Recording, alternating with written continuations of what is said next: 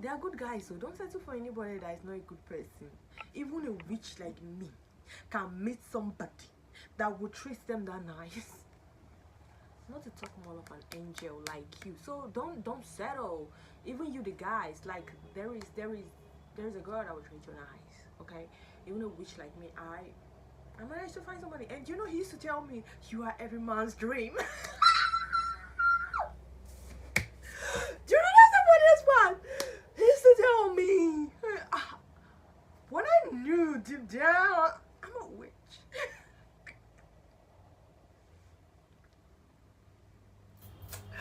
Don't settle for nobody. So the year was 2022, and I just met a boy, and then after like 6 months we moved in, and we were staying together.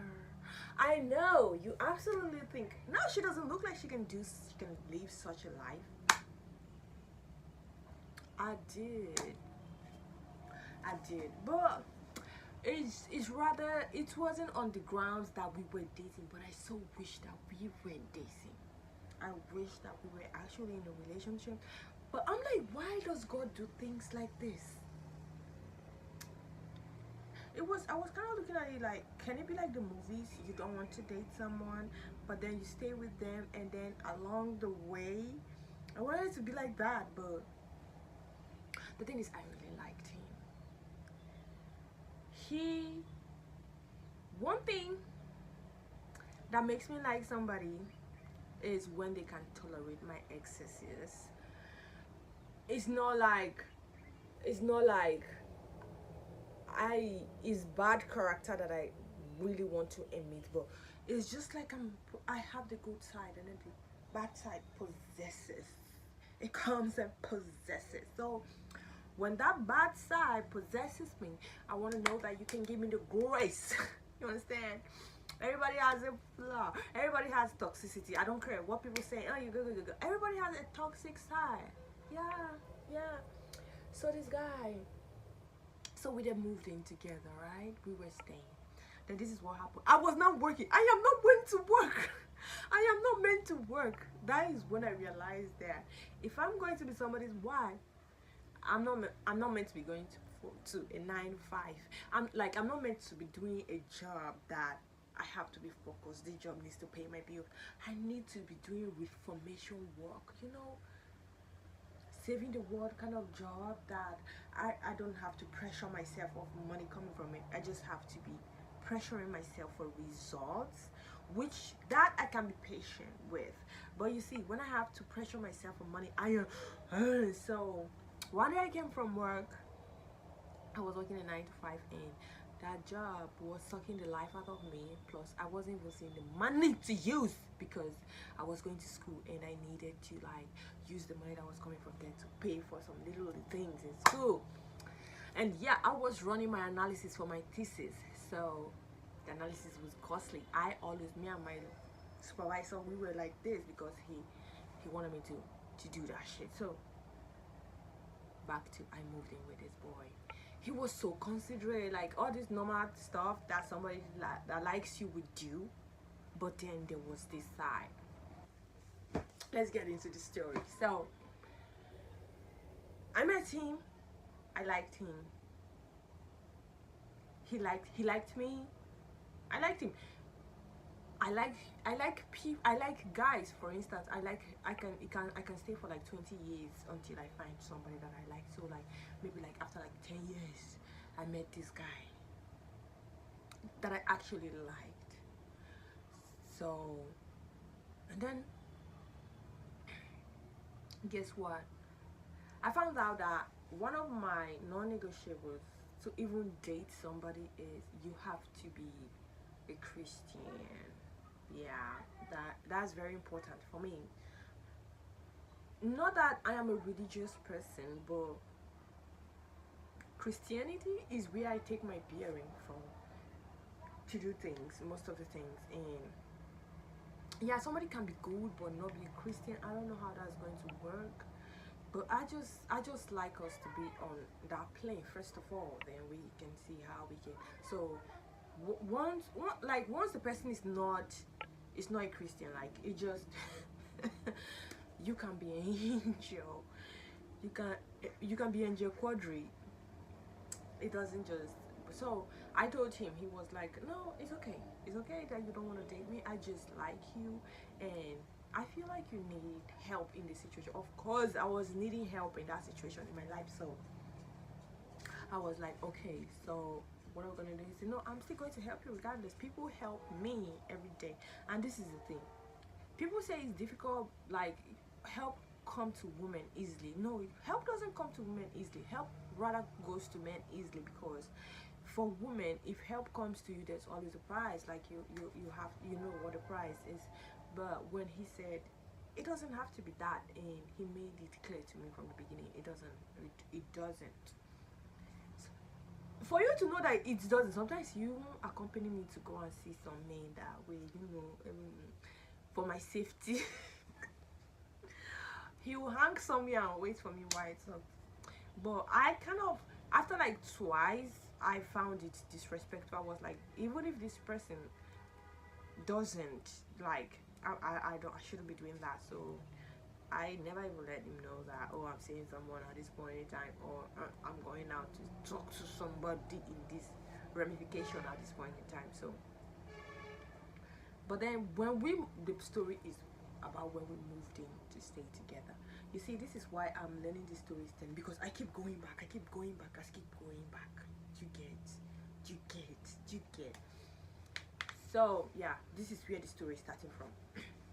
So when we moved in together, and when we live in, basically I'll wake up and I'll go to work. I'll stay from sometimes he will wake up and he will go to his own place, but his work was not like a 9 to 5. It's just you gotta go in and come out. So that sometimes he will go, but he will just go and then go out about on other things, and then some days he will come back and just stay home. So you know, we women, when we ask, like, I don't know, me in particular, if I'm with a guy, if I ask you, this is not okay, it needs to be fixed, like there's woodwork, there's something, like try, don't let it linger for too long. So we had a plumbing issue and he let it linger. I would go to work, I was doing the cooking, I didn't have any problem with that. I was doing the cooking, I was doing the cleaning, and then one day we had a plumbing issue and he let the water leak. I told him, let's fix this. He didn't fix it on day one, and I'm in charge of cleaning this water. I was so angry. I came back, I was so angry. I crashed out. I queried. I said, you just wake up, you just, mind you, he was paying most of the bills in the house, okay? He was not. I wonder what I would do to like lay at home. I was like, you just let, I used to wash for him. I used to do his laundry. Anytime I'm doing my laundry, I would do his laundry. It was not a big deal, but he used to do my laundry, which was very okay with me. I would even feel like uncomfortable if he wanted to do my laundry. Like I would feel like, you're not gonna wash that well. So I was like, I queried. Guess what happened? The next day I went to school, and when I came back, this guy, he cleaned the house, the bathroom, he changed the sheets, he washed my clothes, all my clothes that were dirty. I saw it, I was like, oh. And then there's another thing that he used to do. If he see me looking at the mirror like with concern in my face, he wouldn't react then, but immediately it's like I've forgotten. He was like, oh, he would just come and be like, ah, you're so beautiful, see your skin shiny. He knows that I looked at that skin and I wasn't happy. So one time I noticed, I was like, I will notice things, I catch up quickly. So I noticed this is something that is. One day I was like, and that's his name. I just called his name. One day I was like, is my face? I was like, you're always really. He then laughed. I just knew that he was intentionally doing that so that I feel okay. And then yes, there's another thing that he used to do. Even when we quarrel, and he doesn't want to see me. So before we got the apartment, I was staying in a place that I couldn't cook. No kitchen, Understand? So he was in charge of buying food for me. He took it upon himself, okay, to always buy me food, breakfast, lunch, and dinner. Like if I wanted to eat this three, he was gonna do it. But anytime that we call, even if he doesn't want to see me, he's gonna send somebody to come get me the food. Like he was never going to use that which he does for me that is important to me as, oh, so let's see who's gonna give you food today. He never for once did he make me feel like, oh my god, he was such a darling. So that was how he kept doing all these little things that were just sweeping me away, sweeping me away. Then one day he did this one thing, this particular thing he did, and I looked at him and I was like, I almost say, marry me. Marry. There was this young girl that was my neighbor that I was helping. She got into a lot of debt, and I was helping her with just emotional and moral support. Not like I had money. Y'all know I told you my situation about money before. So yeah, we don't so like if it's like change, I'll give to her. You know, just talk to her, take her to church. The Lord, you need a savior now. I can't save you. You need it. So I would take her to church and all that stuff. So yeah, because she needed Christ to save her from those debts. Okay, so I didn't tell this guy that this is all. The girl was just next door. I didn't tell him that I was having dealings like that with this girl. But one day, this girl kept calling me. I was at work, and the work that I used to do was that you cannot take your phone to the floor. So I was at work. She kept calling. She kept calling me, and when she couldn't get me, she decided to come to my doorstep. And my guy was inside.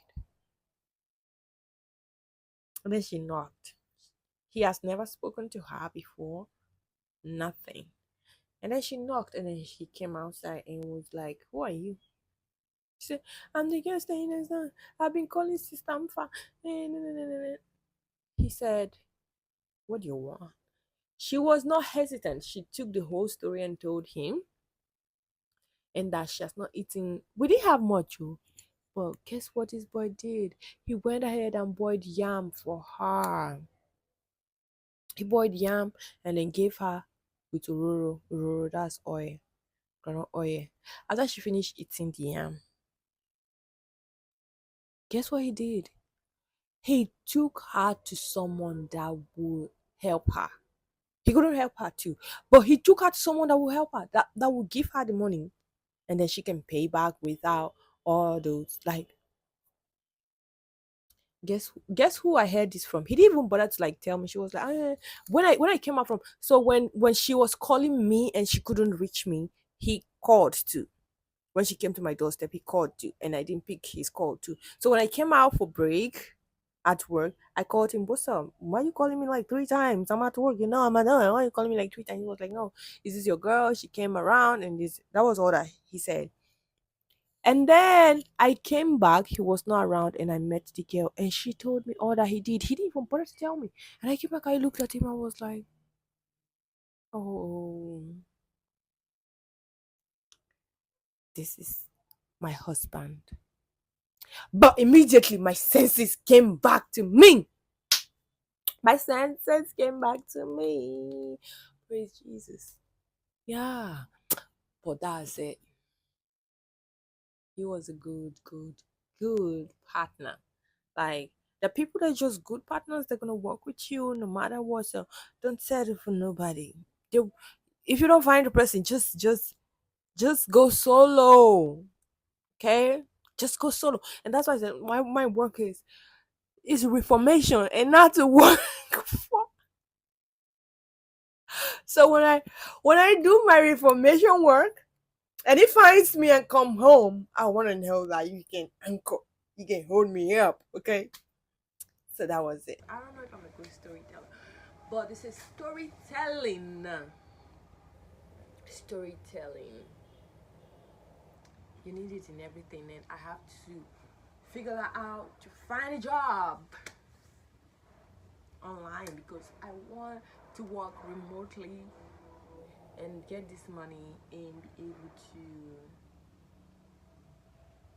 fund my life purpose. Yeah, but I don't want to work a 9 to 5. So that is it. Let me see if the story made you stick. It didn't make you stick, whatever it is.